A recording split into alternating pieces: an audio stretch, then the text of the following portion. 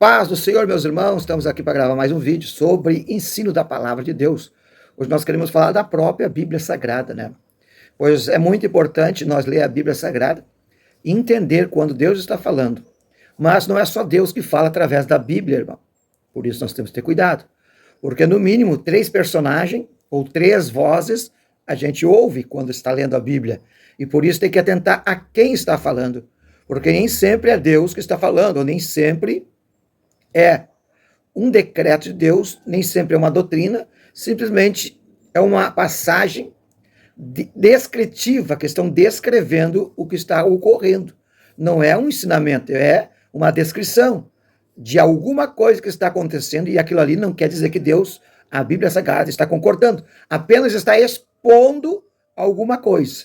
Então nós temos que saber quando é Deus que está falando, quando é o personagem que está naquele texto, contexto que está falando, ou então o próprio escritor que está narrando a escritura, dizendo o que ocorreu, como é bem conhecedor de muitos leitores, que o historiador Lucas, Dr. Lucas, que escreveu o Evangelho de Lucas, que é o 3º evangelho, e também o livro de Atos do Apóstolo. Então, ele narra o que está escrevendo, porque toda a Bíblia, isso está em 2 Timóteo 3,16. Toda a escritura ela é divinamente inspirada por Deus. Ela é proveitosa para ensinar, redaguir, para corrigir e para instruir em justiça. Então, toda a escritura, desde o primeiro livro da Antiga Aliança, Gênesis, até o último Apocalipse, ela é inspirada por Deus. Mas nem toda a escritura ela é revelada.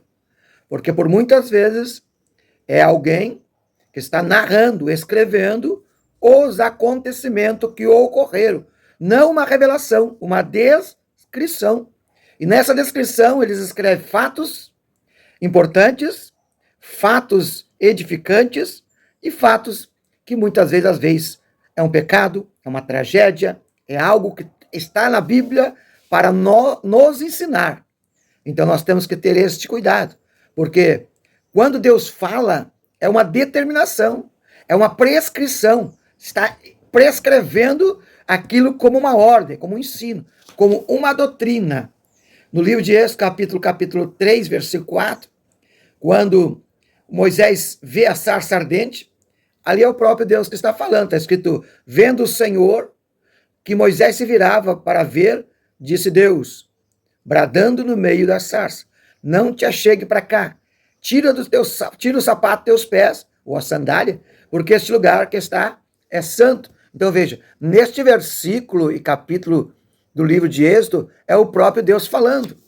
Isaías capítulo 6, versículo 8, diz assim a Bíblia Sagrada, quando Isaías ouviu a voz de Deus.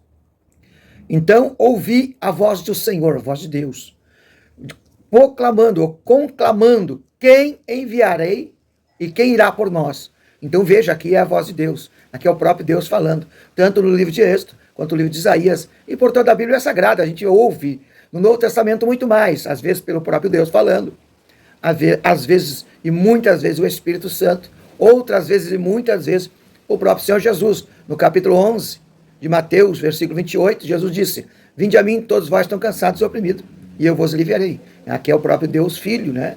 Apocalipse 3:20, Jesus disse, eis que estou à porta e bato, se alguém ouvir a minha voz e abrir a porta do seu coração, eu entrarei e farei morada com ele e ele comigo. Então, por muitas vezes, é a voz de Deus, é a voz do Espírito, ou a voz do próprio Senhor Jesus. Mas nós temos que ter cuidado, porque às vezes a voz é apenas do personagem. Em Mateus 17, no versículo 16, quando Jesus se encontra com um jovem rico, e o jovem pergunta para Jesus, o que eu preciso fazer para ter a vida eterna? Então Jesus diz para ele, não matarás, não adulterarás, não furtarás, não dará falso testemunho, honra teu pai e a tua mãe, e amará o teu próximo como a ti mesmo. Aqui é a voz do Deus Filho falando. Mas no versículo 20, nós vamos ouvir a voz de quem? Do jovem rico. Ele disse, tudo isso eu tenho obedecido. O que me falta? Veja, eu mesmo já ouvi um pastor pregando uma vez, que às vezes não adianta guardar todos os versos, toda a Bíblia, porque o jovem rico guardava, ele disse, tudo isso eu tenho obedecido, o que me falta? Na verdade, a Bíblia não respalda a resposta dele, ela só descreve. Quem está falando aqui não é o Espírito Santo, não é Deus. Não é o pai, não é o filho, é o próprio jovem que estava enganado, não estava falando a verdade. Quando ele disse tudo isso, eu tenho obedecido, todos os mandamentos eu tenho obedecido, ele não estava sendo sincero, verdadeiro. Mas a Bíblia escreveu o que ele falou. Então aqui a Bíblia não está afirmando o que ele disse. A Bíblia está descrevendo. Então isso aqui não serve como doutrina, dizer que o jovem guardava todo o mandamento. Porque quando Jesus disse, vende todos os teus bens e dá aos pobres, me segue, ele já não cumpriu os mandamentos. Primeiro, ele não obedeceu a Deus, não amou o Senhor, porque era para seguir o próprio Deus. E segundo, não obedeceu o segundo maior mandamento, que é amar o próximo como a ti mesmo. Ele não quis, porque ele amava mais a riqueza. Então, quando o jovem diz que tudo isso ele obedecia, não é uma verdade. Então, a Bíblia descreve, mas não prescreve.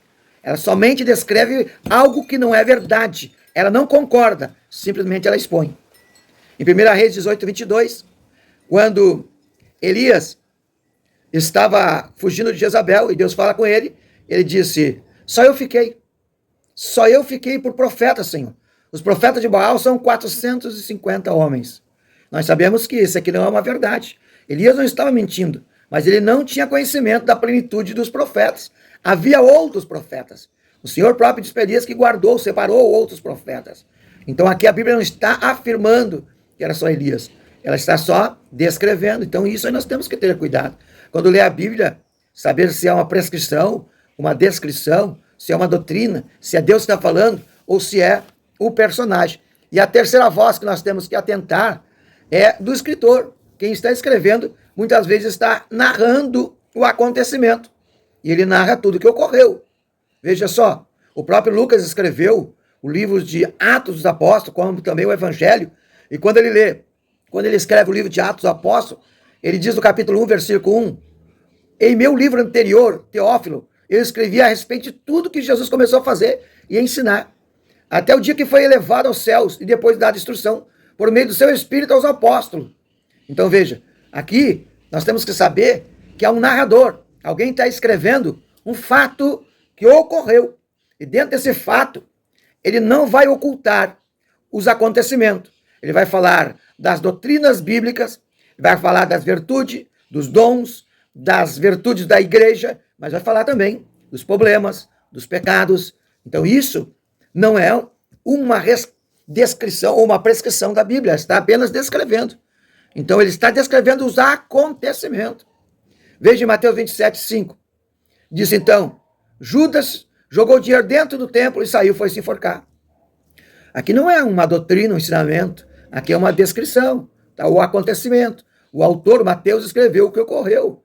Judas se arrependeu, né? Alguns dizem que ele teve remorso, mas a Bíblia fala em arrependimento. Jogou o dinheiro para aqueles que tinha dado e se enforcou.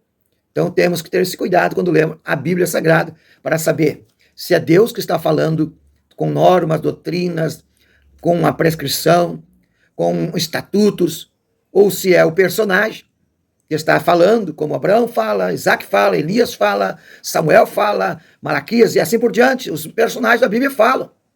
E eles falam coisas verídicas e coisas erradas. Ou então quando é o escritor que está descrevendo, está falando. Então nós temos que ter esse cuidado para saber com sabedoria. Por isso que é importante nós estudar a Bíblia Sagrada, debruçar-se sobre ela e usar a própria hermenêutica para estudar, que a hermenêutica é a ciência de como interpretar as Escrituras Sagradas.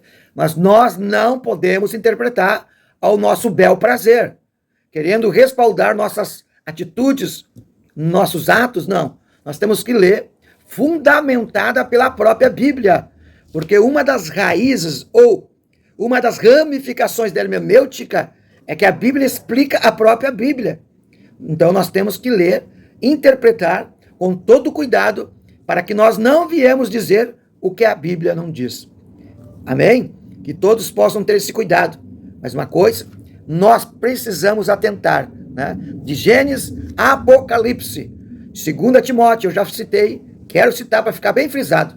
Toda Escritura Sagrada é divinamente inspirada, proveitosa para ensino, redaguir, corrigir e para instruir em justiça, para que todo homem de Deus possa ter boas obras. Deus abençoe a todos e que a paz esteja convosco. Fique com Deus. Deus seja louvado.